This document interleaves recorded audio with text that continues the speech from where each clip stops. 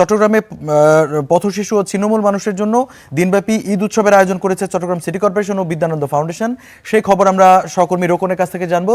রোকন, সেখানে কি কি আয়োজন রয়েছে জানাবেন। রঞ্জু, চট্টগ্রামে সকাল 10টা থেকেই এই যে ভাগাভাগি ঈদ উৎসব সেটি আসলে শুরু হয়েছে। বিদ্যানন্দ ফাউন্ডেশন এবং চট্টগ্রাম সিটি কর্পোরেশনের যৌথ উদ্যোগে আসলে এই যে ভাগাভাগির ঈদ উৎসব সেটি শুরু হয়েছে। আপনি নিশ্চয়ই দেখতে পাচ্ছেন যে এখানে পথ শিশুরা অর্থাৎ ছোটো ছোটো যে শিশুরা রয়েছে তারা কিন্তু এখানে রাইডগুলোতে চড়ছেন এবং এখানে আমরা দেখছি যে তাদের জন্য যে খাবারের ব্যবস্থা থেকে শুরু করে নানান আয়োজন, খেলাধুলার নানান আয়োজন আসলে এখানে রাখা হয়েছে।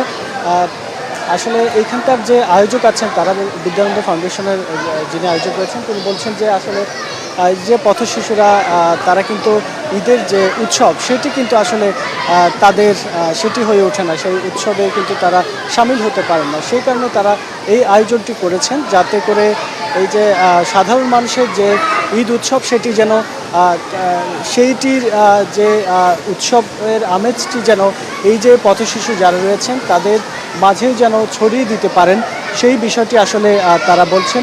এবং বলছেন যে এই যে তারা বছরের প্রায় সময়ই আসলে তারা এই যে অপুষ্টিতে ভোগার যে বিষয়টি সেটি এই পথশিশুরা ভোগেন, যার কারণে তারা এই যে মাংস খাওয়ার যে বিষয় তারা আসলে পুরো বছরেই সেই মাংস খেতে পারেন না, যার কারণে এই যে কোরবানকে কেন্দ্র করে তারা কিন্তু 2 বছর থেকে গত 2 বছর ধরে কিন্তু এই আয়োজনগুলো আসলে তারা করে যাচ্ছেন।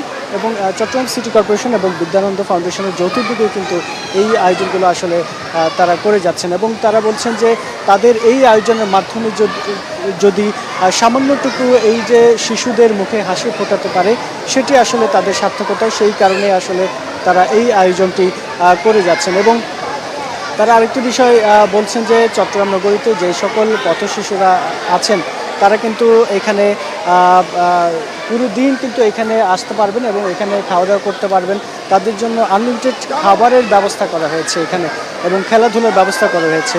তারা যেটি বলছেন যে 2.5 থেকে 3,000 মতো পথ শিশু এতিম শিশু তারা কিন্তু এখানে আসতে পারবেন এবং সেই আয়োজনটি আসলে তারা করেছেন এবং পুরো দিনব্যাপী এই আয়োজনটি চলবে।